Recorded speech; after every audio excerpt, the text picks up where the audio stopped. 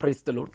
എല്ലാവർക്കും കർത്താവ് യേശു ക്രിസ്തുവിൻ്റെ നിസ്തുല്യ നാമത്തിൽ പ്രഭാതവന്ദനം. ആത്മമന്നാ ശുശ്രൂഷയിലേക്ക് എല്ലാ പ്രിയപ്പെട്ടവരെയും ഇന്ന് പ്രഭാതത്തിലും സ്വാഗതം ചെയ്യുന്നു. ഇന്നത്തെ ചിന്തയ്ക്കായിട്ട് ഹഗായി പ്രവചനം 2-ാം അധ്യായത്തിൻ്റെ 18-ാമത്തെ വാക്യം, നിങ്ങൾ ഇന്ന് തൊട്ട് മുന്നോട്ട് ദൃഷ്ടി വയ്ക്കുവിൻ. ദേവാലയത്തിൻ്റെ ഭാവി മഹത്വത്തെക്കുറിച്ച് വിവരിക്കുന്ന ഒരു അധ്യായം കൂടി 2-ാമത്തെ അധ്യായം. അതിന് 20-ാമത്തെ വാക്യം തൊട്ട് സെരുബ്ബാബേലിനുള്ള വാഗ്ദത്തം നമുക്ക് കാണുവാൻ സാധിക്കുന്നു. ഞാൻ നിന്നെ എടുത്തൊരു മോതിരമാക്കുമെന്ന് യഹോവയുടെ അരുളപ്പാട്, ഞാൻ നിന്നെ തിരഞ്ഞെടുത്തിരിക്കുന്നു എന്ന് സൈന്യങ്ങളുടെ ദൈവമായ യഹോവ അരുളി ചെയ്യുന്നു.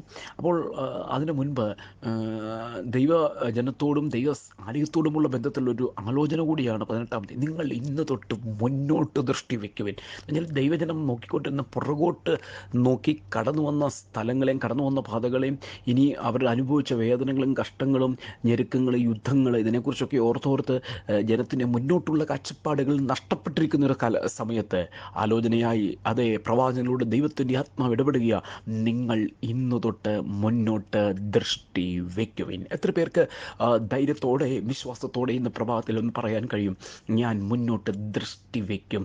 കഴിഞ്ഞ കാലങ്ങളിലെ പരാജയം നോക്കി, വേദന നോക്കി, ബുദ്ധിമുട്ട് നോക്കി, രോഗാവസ്ഥയിലൂടെ കടന്നുപോയ സാഹചര്യം നോക്കി, സാമ്പത്തിക പരാധീനതകളും കഷ്ടങ്ങളും നോക്കി, അതേ ജീവിതത്തിൽ വന്നുപോയ വിവരിക്കാൻ കഴിയാത്ത അതേ ചില വേദനയുടെ അതേ ദിനങ്ങളെയൊക്കെ നോക്കി ദൃഷ്ടി വയ്ക്കുവാൻ കഴിയാതെ, കാഴ്ചപ്പാടോടെ നീങ്ങാൻ കഴിയാതെ, ആത്മീക വെളിപ്പാടോടെ മുൻപോട്ട് പോകാൻ കഴിയാതെ അതേ തകർന്നിരിക്കുന്ന അതേ എവിടെയൊക്കെയോ അങ്ങ് എന്ത് ചെയ്യുന്നു, ഉറച്ച് ആയിരിക്കുന്ന, നീങ്ങാൻ കഴിയാതെ ആയിരിക്കുന്ന ആരൊക്കെയോ ഇന്ന് പ്രഭാതത്തിൽ ഈ വചനം ശ്രദ്ധിക്കുന്നുണ്ട്. പരിശുദ്ധാത്മാവ് പറയുന്നു, നിങ്ങൾ ഇന്ന് തൊട്ട് മുന്നോട്ട് ദൃഷ്ടി വയ്ക്കുവിൻ. മുന്നോട്ട് ദൃഷ്ടി വെക്കുമ്പോൾ എന്ത് സംഭവിക്കും?